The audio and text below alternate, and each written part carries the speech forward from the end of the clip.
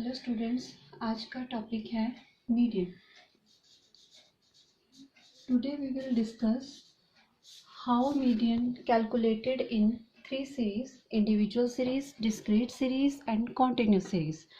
All these series have a different formula and different methods for the calculation. Now we will start from individual series.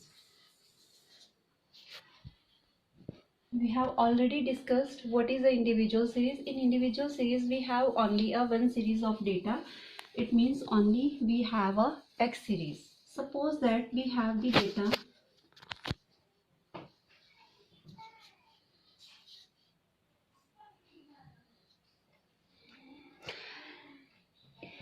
in the median. First of all we want arranged data,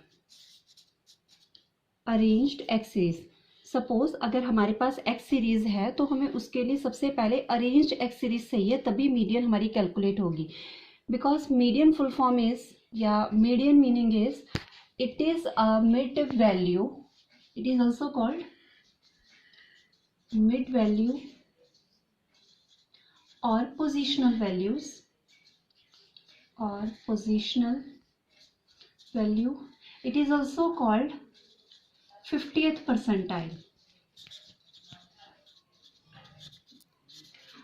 Why we call median by these names? First of all, 50th percentile. It means your figure divide your data into two equal halves. 50% data lies one side and 50% data in another side.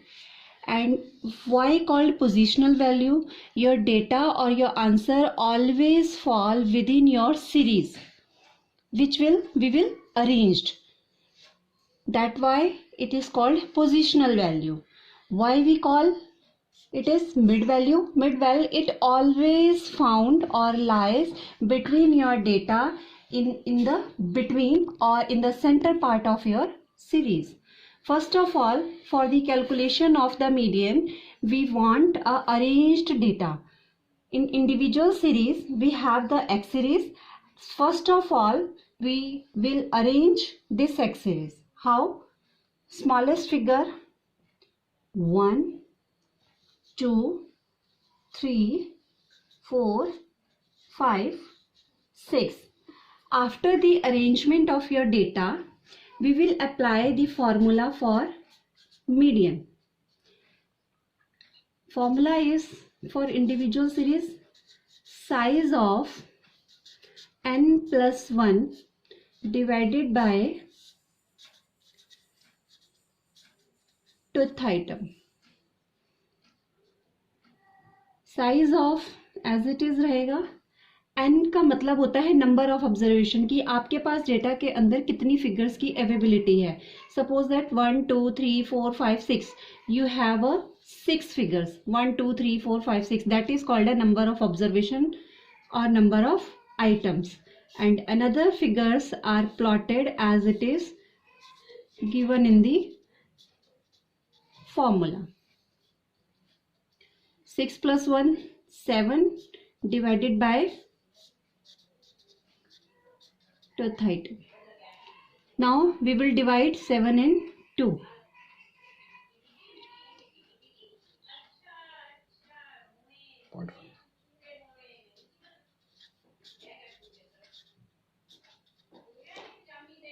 You have the answer 3.5.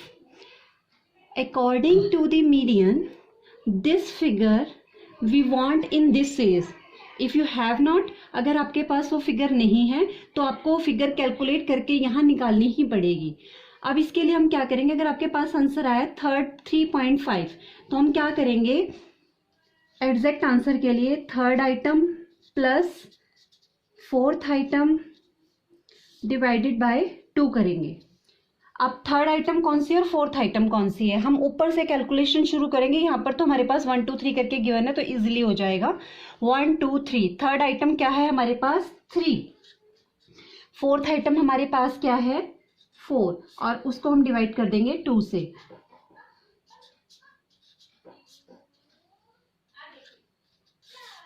ये आपका answer है median का, मतलब कि आपकी mid value यहाँ fall कर रही है 3.5। अब आप देखो, आपको आंसर से ही पता लग रहा होगा, वन साइड 3.5 यहाँ फॉल कर रहे हैं, ठीक है।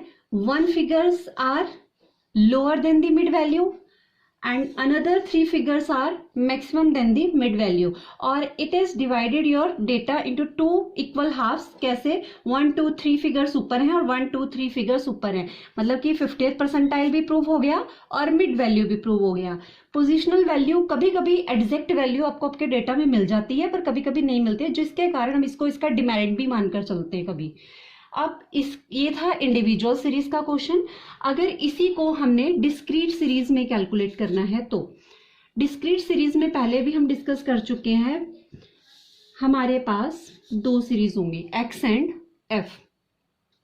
Suppose that 3 2 5 7 4, okay, and F is 2 1 3 5 2। According to the medium, first of all, we want the arrangement of data. Now, first of all, we will arrange. अब अरेंजमेंट डिस्क्रीट सीरीज का कहाँ से होगा? एक्स के अकॉर्डिंगली होगा। यहाँ हम F के अकॉर्डिंगली कोई अरेंजमेंट नहीं करते हैं, जो भी अरेंजमेंट होगा वो एक्स के अकॉर्डिंग होगा। क्यों एक्स के अकॉर्डिंग होगा? क्योंकि एफ जो है वो इनकी नंबर ऑफ अकरेंस है, कि ये फिगर आपकी सीरीज के अंदर कितने टाइम अकर हुई हैं वो दिखाने के लिए होगा। अब हम क्या करेंगे, यहाँ पर पहले अपनी स्मॉलेस्ट फिगर को देखेंगे कौन सी है। जैसे कि एक्स सीरीज में सबसे छोटी फिगर क्या है आपके पास? 2 है। अब 2 के ठीक सामने जो भी फिगर लिखी है वो एज इट इज उसके सामने आ जाएगी। नेक्स्ट फिगर है 3, उसके सामने जो भी फिगर है, चाहे वो छोटी है चाहे वो बड़ी है, वो आपको एज इट इज वहां पर पिक करनी पड़ेगी, क्योंकि एफ जो है वो नंबर ऑफ अकरेंस को रिप्रेजेंट कर रहा है। इसके बाद नेक्स्ट है 4, उसके आगे भी 2 है, 5 उसके आगे 3 एज इट इज, 7 है उसके आगे 5। अब मीडियन का formula size of n+1 over tooth item.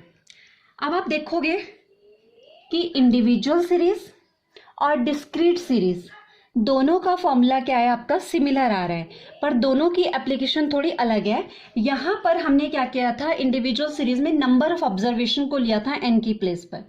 यहाँ पर क्या करेंगे हम, हमारे पास नंबर ऑफ ऑब्जर्वेशन किस फॉर्म में है? फ्रीक्वेंसी फॉर्म में है, यानी कि हमें इनका टोटल चाहिए, क्योंकि फ्रीक्वेंसी फॉर्म में नंबर ऑफ अकरेंस को ये दिखा रहा है। अब इसकी नंबर ऑफ अकरेंस को निकालने के लिए हमें क्या करना पड़ेगा? CF। CF की फुल फॉर्म होता है क्यूमुलेटिव फ्रीक्वेंसी, कि आपके पास जो भी फिगर्स हैं उसमें 1 बाय 1 करके आप फिगर्स को ऐड करते जाओगे तो आपके पास क्या होगा? CF निकल आएगा। अब CF कैसे निकालते हैं वो आप देखिए। पहली फिगर जो है आप उसको एज इट इज लिखोगे 1, देन 2 + 1 3, आप ऐसे प्लस कर रहे हो। आप ऐसे भी प्लस करोगे तो भी आपका टोटल सेम आएगा, पर हमें यहाँ पर ऐसे ही लिखना पड़ेगा क्योंकि उसका बाद में हमने यूज करना है। किस तरीके से यूज करना है मैं आपको नेक्स्ट स्टेप में बताती हूँ। नेक्स्ट 3 और 2,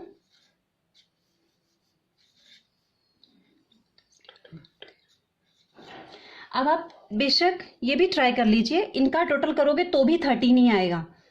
5 4 9 10 ठीक है, इसका टोटल भी 13 आ रहा है और इसकी लास्ट फिगर भी 13 आ रही है। अब अकॉर्डिंग टू दी फॉर्मूला हमने यहाँ पर वैल्यू जो n of number of observation put करना है वो हम किसे पुट करेंगे? 13 को।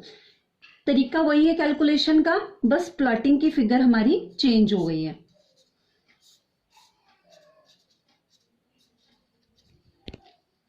Size of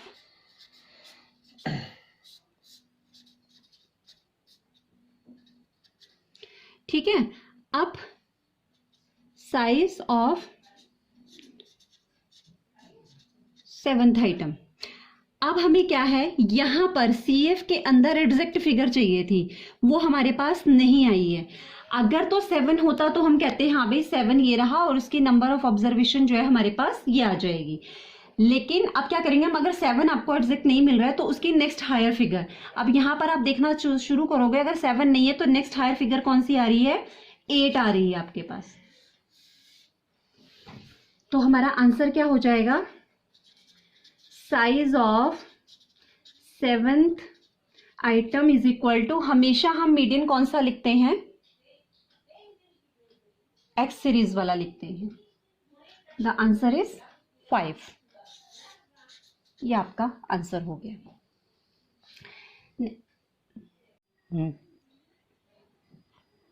We have already discussed individual series and discrete series. Now we will start from continuous series. In continuous series, we have individual class intervals and frequency.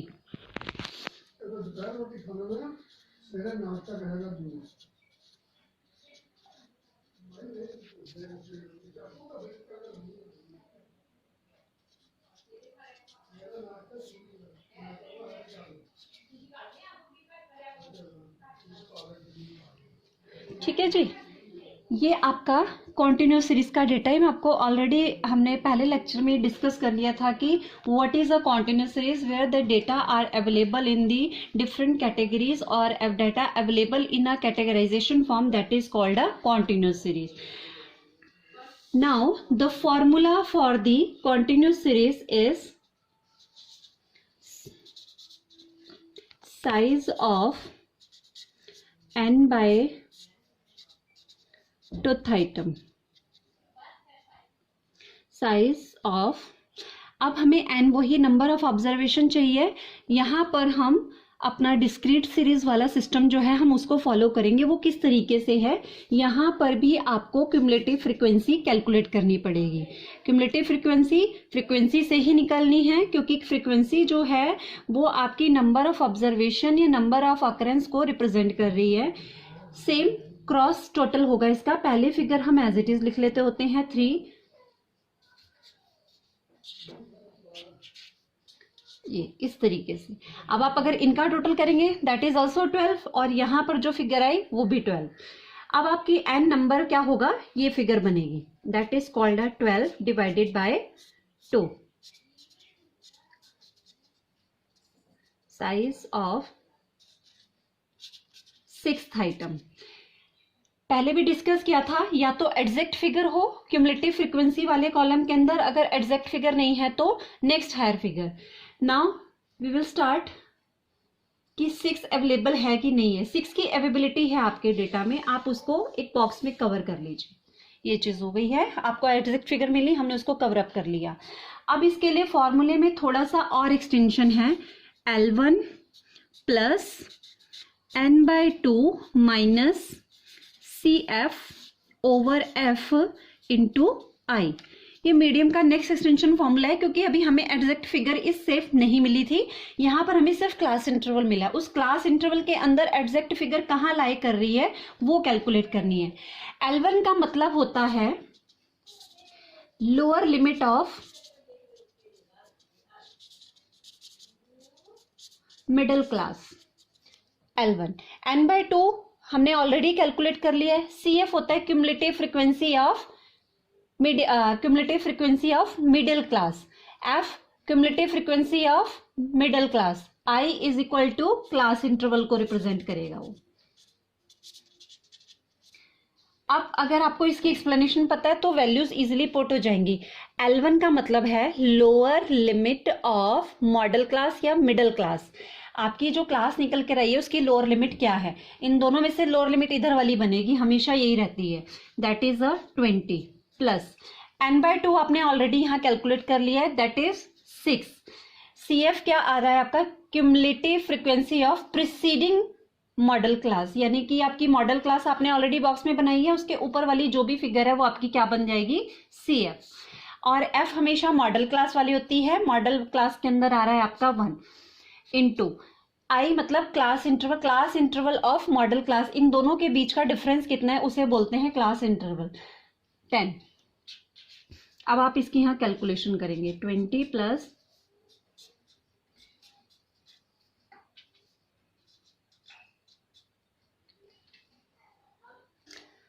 1 को अपने 1 से डिवाइड करेंगे तो 1 आ जाएगा, 10 इंटू 1 करेंगे तो 10 आ जाएगा, 20 प्लस 10 करोगे तो 30 आ जाएगा। तो आपकी मिडिल क्लास ये आ गई निकल कर, मिडिल वैल्यू, यही आपका आंसर भी है। तो स्टूडेंट्स ये जितनी भी कैलकुलेशन आपने की ये सारी की सारी किसकी थी, मीडियन की थी। सपोज दैट अगर आपको कोई बोले क्वार्टाइल, डिसाइल और परसेंटाइल, ये 3 चीजें कैलकुलेट करनी है, तो फॉर्मूला ये मीडियन की ही एक प्रकार है, लेकिन इनमें छोटा सा डिफरेंस है। मीडियन में आप अपने डेटा को 2 इक्वल हाफ्स में डिवाइड कर रहे थे, लेकिन क्वार्टाइल में आप क्या कर रहे हो, 4 पार्ट्स में डिवाइड कर रहे हो। नाम से ही पता चल रहा है, क्वार्टाइल मतलब कि 4 पार्ट, डिसाइल मतलब कि 10 पार्ट्स, परसेंटाइल मतलब 100 पार्ट। यानी कि मीडियन में हम जहां जहां 2 वर्ड अप्लाई कर रहे थे वहां वहां पर आप क्या करोगे, मीडियन में हम लोग अपने डेटा में 2 से डिवाइड कर रहे थे। अब जहां जहां पर हमें क्वार्टाइल, डिसाइल और परसेंटाइल की कैलकुलेशन करनी है, सपोज दैट अगर आप क्वार्टाइल निकालने लगे हो तो जहां 2 से डिवाइड कर रहे थे वहां आप क्या करोगे, 4 से डिवाइड करोगे। जहां डिसाइल कैलकुलेट कर रहे हो वहां 10 से डिवाइड करोगे, जहां परसेंटाइल कर रहे हो 100 से। वैसे ये वाला topic we will discuss in a next class. If you like and you have any comment, please discuss with us and please like and share our page. Thank you very much.